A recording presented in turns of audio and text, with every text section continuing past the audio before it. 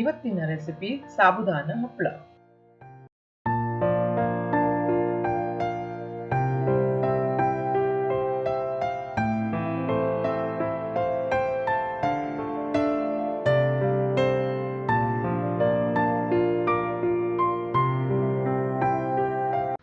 Hi friends, ನಮಸ್ಕಾರ. Welcome to Shetty's cooking.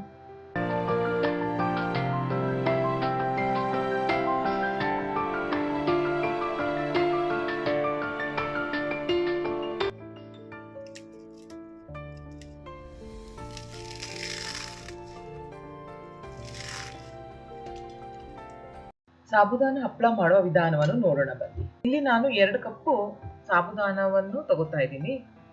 ನಂತರ ಇದಕ್ಕೆ ಸ್ವಲ್ಪ ನೀರನ್ನು ಸೇರಿಸ್ಕೊಳ್ಳಿ. ನೀರನ್ನು ಹಾಕಿ ಸ್ವಲ್ಪ ವಾಶ್ ಮಾಡ್ಕೊಳ್ಳಿ, ಚೆನ್ನಾಗಿ ವಾಶ್ ಮಾಡ್ಕೊಳ್ಳಿ. ಮತ್ತೆ ಇದೆಲ್ಲ ನೀರನ್ನೆಲ್ಲ ಬಗ್ಸ್ಕೊಂಡ್ಬಿಡಿ. ನೀರೆಲ್ಲ ಆದ್ಮೇಲೆ ಈ ಸಾಬುದಾನ ಇದೆಯಲ್ಲ, ಈ ಸಾಬುದಾನ ಮುಳುಗುವಷ್ಟು ನೀರನ್ನು ಹಾಕೊಂಡ್ಬಿಡಿ. ಮತ್ತೆ 2 ತಾಸು ಹಾಗೆ ಬಿಟ್ಬಿಡಿ.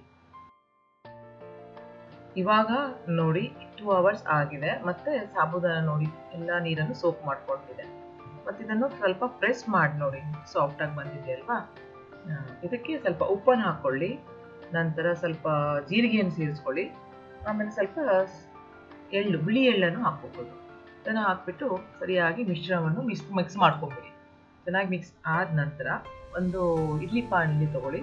ಇಡ್ಲಿ ಪಾತ್ರೆಯಲ್ಲಿ ಇದನ್ನ ಈ ತರ ಕೊಬ್ಬರಿ ಎಣ್ಣೆ ಅಥವಾ ಎಣ್ಣೆಯನ್ನು ಸವರ್ಕೊಳ್ಳಿ. ಎಣ್ಣೆ ಯಾವುದಾದ್ರು ಎಣ್ಣೆ ಆದ್ರೂ ತೊಂದರೆ ಇಲ್ಲ.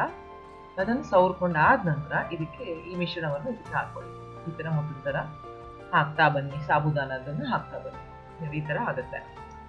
ಇನ್ನೊಂದು ಪಾತ್ರೆಗೂ ಹಾಕೊಂಡ್ಬಿಡಿ. ಮತ್ತು ಮಿಕ್ಕಿರೋ ಸಾಬುದಾನ ಏನಿದೆ ಅದಕ್ಕೆ ಇದಕ್ಕೆ ನಾನು ಸ್ವಲ್ಪ ಫುಡ್ ಕಲರ್ ಹಾಕ್ತಾ ಇದ್ದೀನಿ. ಫುಡ್ ಕಲರ್ ಹಾಕ್ಬಿಟ್ಟು ನಿಮಗೆ ತೋರಿಸ್ತಾ ಇದ್ದೀನಿ. ಸ್ವಲ್ಪ ಕಲರ್ ಚೇಂಜ್ ಆಗುತ್ತೆ ಅಷ್ಟೇ. ಅಲ್ಲಿ ವೈಟ್ ಬರುತ್ತೆ, ಇದು ಸ್ವಲ್ಪ ಆರೆಂಜ್ ಕಲರ್ ಆಗಿ ತೋರಿಸುತ್ತೆ. ಆದ ನಂತರ ಇದನ್ನು ಸಹ ಇಡ್ಲಿ ಪಾತ್ರೆಗೆ ಹಾಕೊಂಡ್ಬಿಡಿ.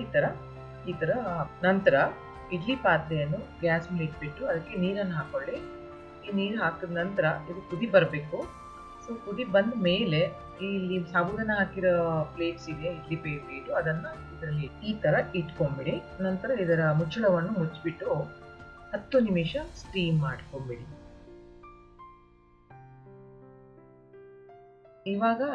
ಈಗ 10 ಮಿನಿಟ್ಸ್ ಆಲ್ಮೋಸ್ಟ್ ಆಗಿದೆ. ಇವಾಗ ನೋಡಿ ಚೆನ್ನಾಗಿ ಬೆಂದು ಬಂದಿದೆ. ಒಂದು ತರ ಕಾಣಿಸ್ತಾ ಇದೆ ಅಲ್ವಾ. ಈ ತರ ಆಗ್ಬೇಕು. ಈ ತರ ಆಗುತ್ತೆ. ಆಮೇಲೆ ನಂತರ ಇದನ್ನ ತೆಕ್ಕೊತಾ ಇದ್ದೀನಿ.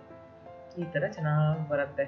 ಎಲ್ಲನೂ ಆರೆಂಜ್ ಆಗಲಿ ವೈಟ್ ಆಗಲಿ ಈ ತರ ಬೆಂದು ಬರುತ್ತೆ. ಸೊ ಈ ತರ ಸ್ಟೀಮಲ್ಲಿ ಬೆಂದಿದೆ ನೋಡಿ, ಚೆನ್ನಾಗಿ ಬಂದಿದೆ ಅಲ್ವಾ. ನೋಡ್ಕೊಳ್ಳಿ. ಇದನ್ನು ನೀವು ಮಾಡಿ ನೋಡಿ, ಚೆನ್ನಾಗಿ ಬರುತ್ತೆ. ತುಂಬಾ ಚೆನ್ನಾಗಿರುತ್ತೆ, ತಿನ್ನಕ್ಕೂ ಚೆನ್ನಾಗಿರುತ್ತೆ.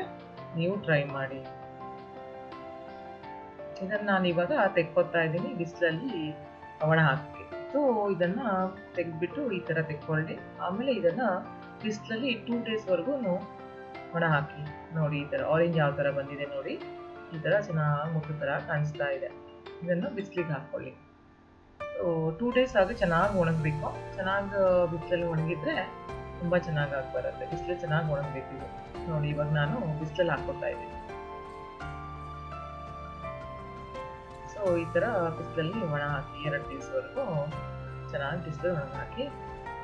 ನಂತರ ನೋಡಿ ಈಗ 2 ದಿವಸ ಆಗಿದೆ, 2 ಡೇಸ್ ಆಗಿದೆ ಇದು ಬಿಸಿಲಲ್ಲಿ ಒಣಗಿ. ಸೊ ಇದು ಈಗ 2 ಟ್ರಾನ್ಸ್ಪರೆಂಟ್ ಆಗಿ ಬಂದಿದೆ ನೋಡಿ. ಎಷ್ಟು ಚೆನ್ನಾಗಿ ಒಣಗಿದೆ ಅಲ್ವಾ. ವೈಟನ್ನು ಚೆನ್ನಾಗಿ ಬಂದಿದೆ.